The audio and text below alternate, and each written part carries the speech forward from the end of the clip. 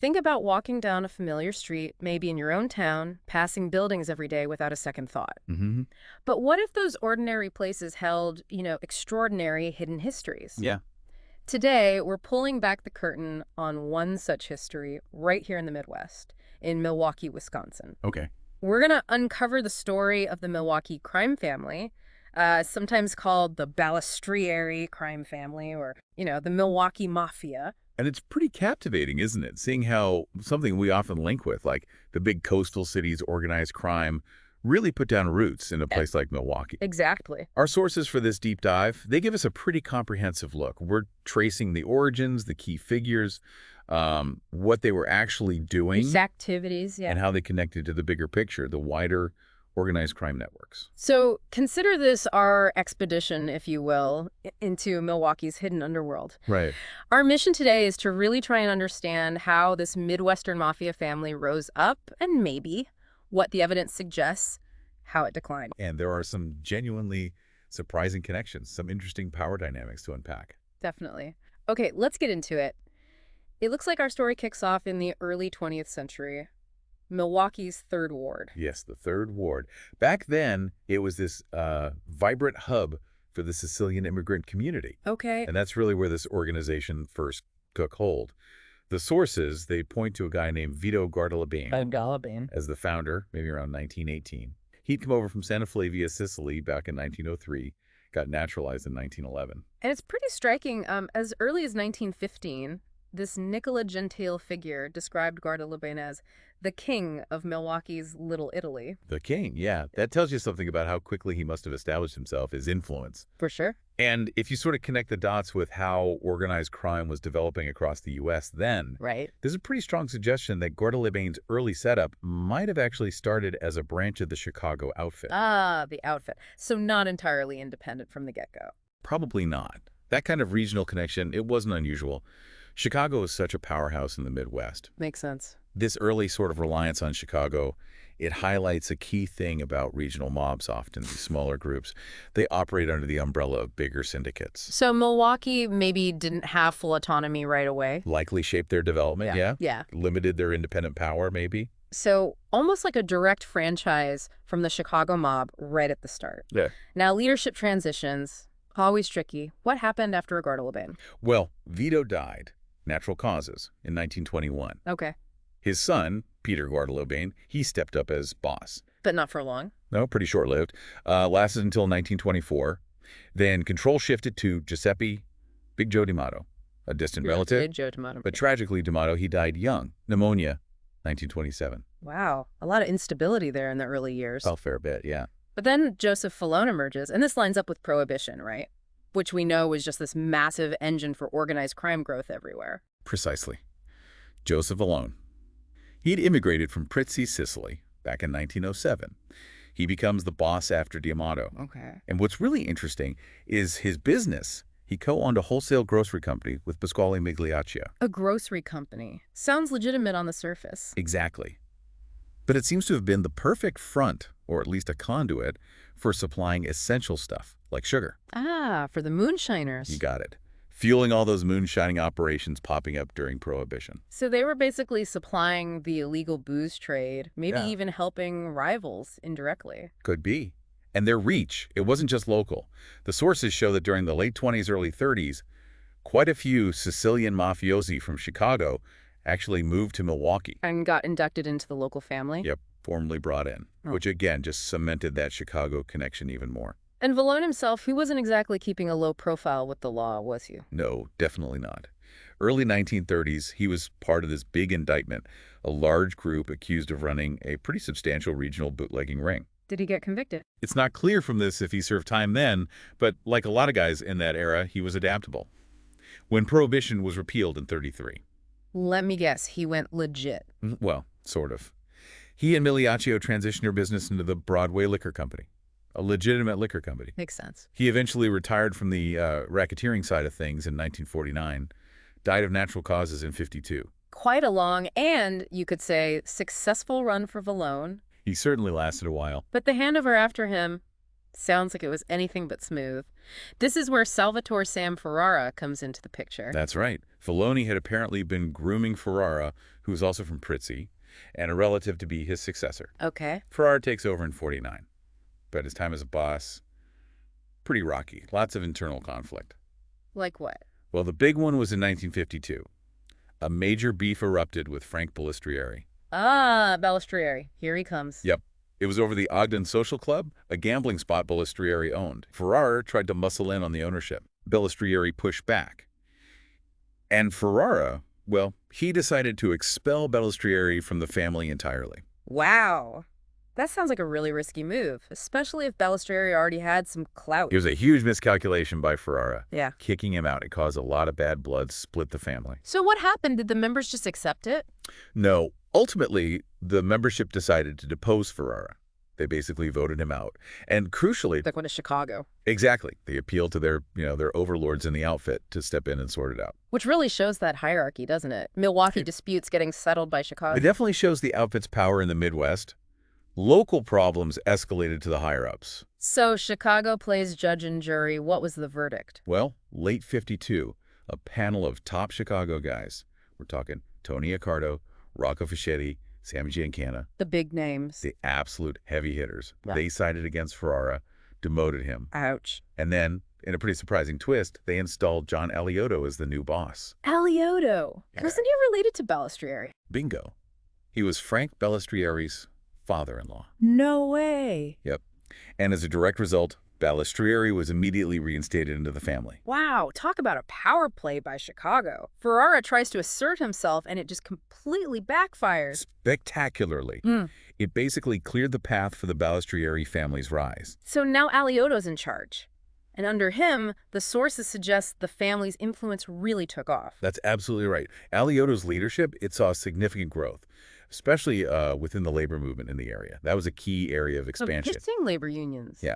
He also introduced something called a Saggia, basically a leadership panel, supposedly to help sort out internal disagreements. Did it work? Did it stop the conflicts? Not entirely. It didn't eliminate them. We see that pretty clearly with the 1954 rebellion. Right. Tell us about that. Who was involved? Okay, so in 54, John DiTrapani now, he was related to the ousted Sam Ferrara, his godson.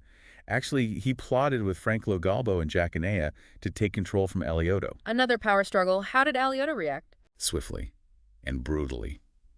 DiTrapani was shot, killed in his car, March 54. Jeez. Anea was found murdered in a ditch, November 55. And Logalbo. He got lucky, relatively speaking. Managed to survive by transferring to an outfit crew based out of Chicago Heights. Stayed in Milwaukee, but under their protection. Just chilling examples of the stakes involved. You challenge the boss. Fatal consequences, yeah. These acts really send a message. So Alioto clearly consolidated his power ruthlessly.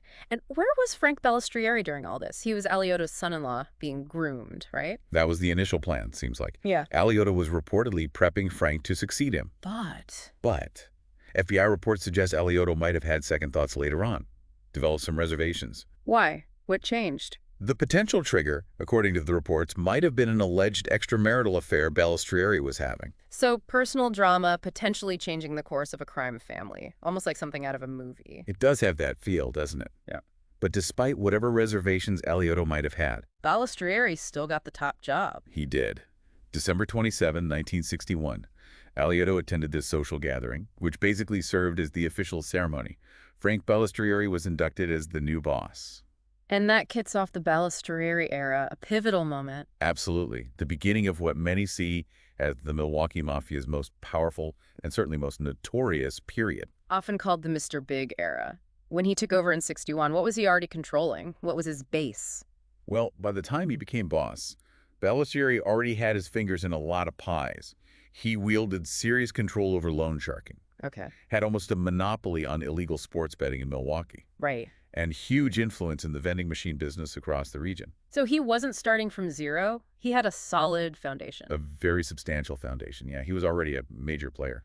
But clearly he wasn't satisfied with just that. He wanted more. Expand the family's reach. Absolutely. Ballestrieri looked to boost the family's wealth, cement its power. One key way was imposing a street tax. On who?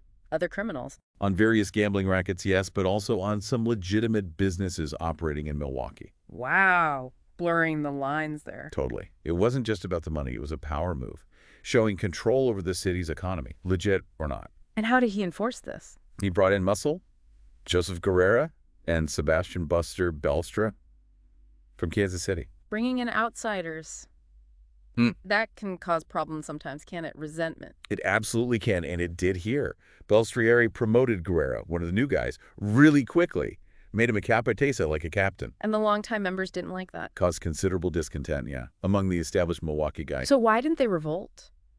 Well, Belstrieri managed to keep a lid on it, largely because of his strong ties to the Chicago outfit leadership, especially his close relationship with Felix Milwaukee, Phil Alderizia. Ah, Chicago again. That connection seems to have been his ace in the hole. It really seems like a constant thread, doesn't it? Providing support, maybe keeping internal rivals in check. So that Chicago link helped maintain order.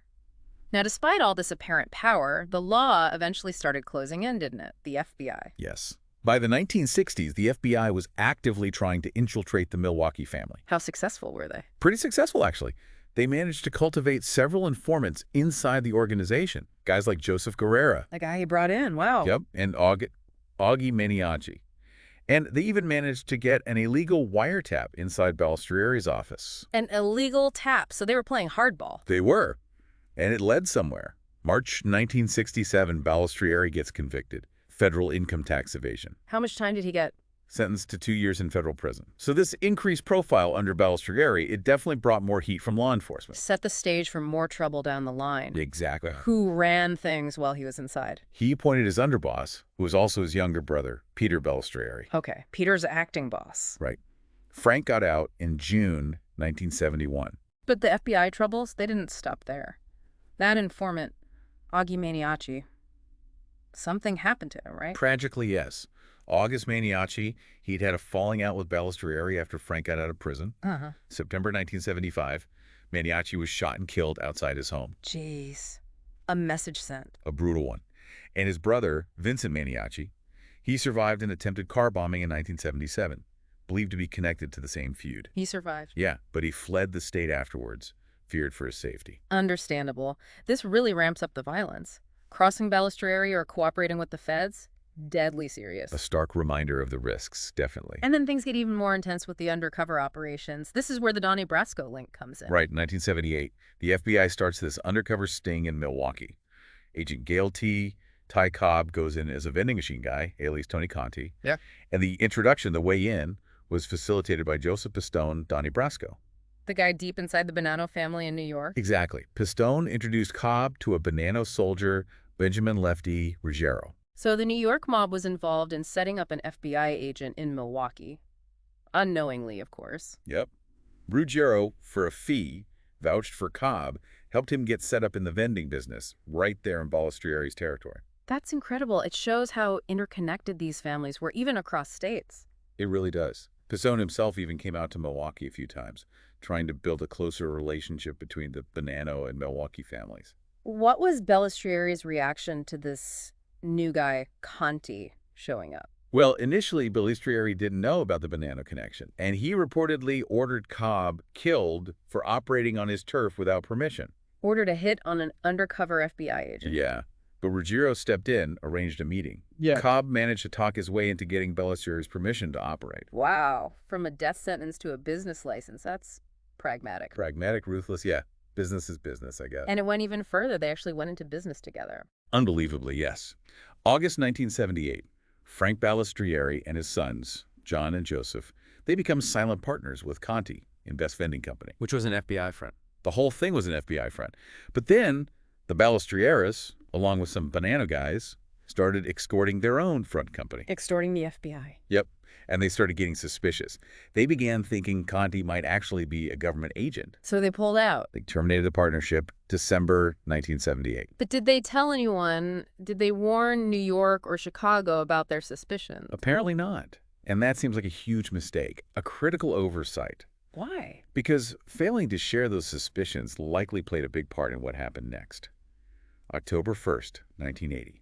The hammer drops. Indictments. Federal indictments. 15 members and associates from both Milwaukee and the Bonanno family, including Frank and his two sons. The whole undercover operation paid off. Big time. And the legal process moved pretty fast after that. Conviction. April 1984. Right. Frank, John, and Joseph Balestrieri found guilty. Attempted extortion, conspiracy related to that best vending scheme. But that wasn't their only headache, was it? There was something else going on. Operation Strawman. Exactly. Even while the vending machine case was playing out, the FBI was running Operation Strawman. What was that focused on? Las Vegas.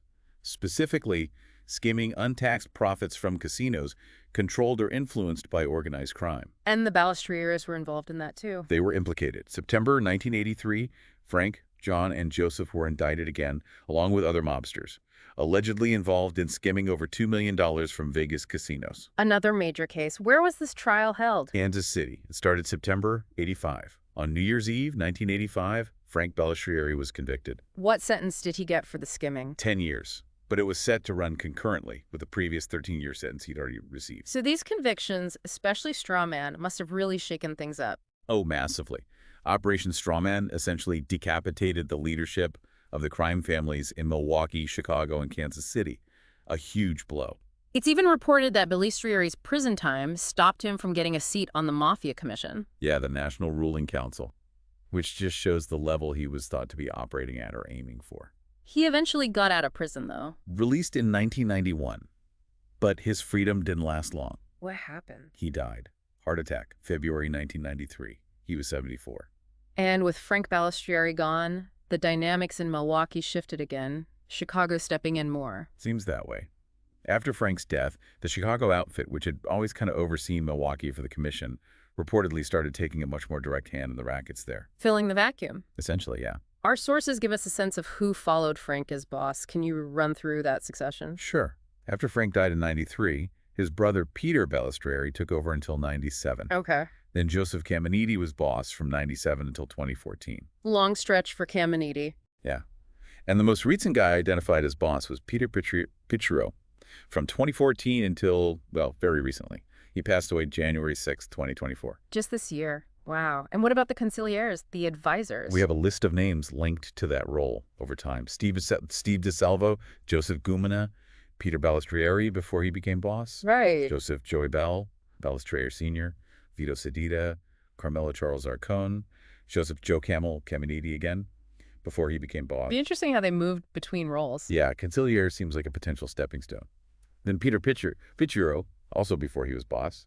And finally, Johnny Ball Balestrieri. Frank's son, the lawyer. That's him. He had his own legal troubles, too, separate from the mob cases. Yes, Johnny Bell, he was a lawyer, but his license got suspended in 84, then he was disbarred. He actually tried to get reinstated in 2014, but the Wisconsin Supreme Court rejected it. And he also passed away recently. Very recently. June 7th, 2024. So wait, the boss, Picciaro, died in January 2024. And the consigliere, John Balestrieri, died in June 2024. Exactly. Within about 5 months of each other this year. That's got to leave a massive leadership vacuum. Undoubtedly. A huge question mark hanging over the family right now. So, based on that, what is the current status? Do we know who's in charge? Well, given those very recent deaths right at the top, our sources basically say the current status of the Milwaukee crime family is unknown. Just unknown. Well, yeah. Uncharted territory, perhaps? Finally, the sources also highlight some specific murders linked to the family over the years. We touched on DiTrapani and Anea back in the 50s. Right, during that rebellion against Eliotto. And the FBI informant, August Maniaci, in 75. After his falling out with Frank Balestrieri. These events really hammer home the brutal side of this whole story. They absolutely do. Stark, grim examples of the violence used to keep control, eliminate rivals, silence people. It was part of how they operated. Okay, so let's try and wrap this up. We've traced this long, winding history of the Milwaukee crime family. From the very beginning in the Third Ward with Vito Guardalabini. Through Prohibition, the rise of Valona. The messy power struggles leading to the Balestrieri era. Frank, Mr. Big Balestrieri's long-ran expansion, FBI heat, major convictions. And now, the post-Balestrieri years, the Chicago influence, and this period of real uncertainty after the deaths of Picciaro and Johnny Bell. It's a really compelling story, a dark chapter for sure in Milwaukee's history. And so deeply tied into the bigger picture of American organized crime, especially the shadow of the Chicago outfit. Definitely. So this deep dive, it really leaves us with a question for you, the listener, to think about. Hmm. Given these deep roots in the city, this long history of influence, Hmm. what happens now? With no clear leadership structure after these recent deaths, what does the future of organized crime in Milwaukee even look like? Can it just fade away? Or does something else rise up? Exactly. You have to consider how adaptable these organizations can be. Will new power dynamics emerge? New leaders step into that vacuum? Absolutely something to ponder. And if you are interested in digging even deeper into this hidden history, Yeah, definitely check out the sources we used. There's a lot more detail there for anyone keen to learn more about the Milwaukee Mafia.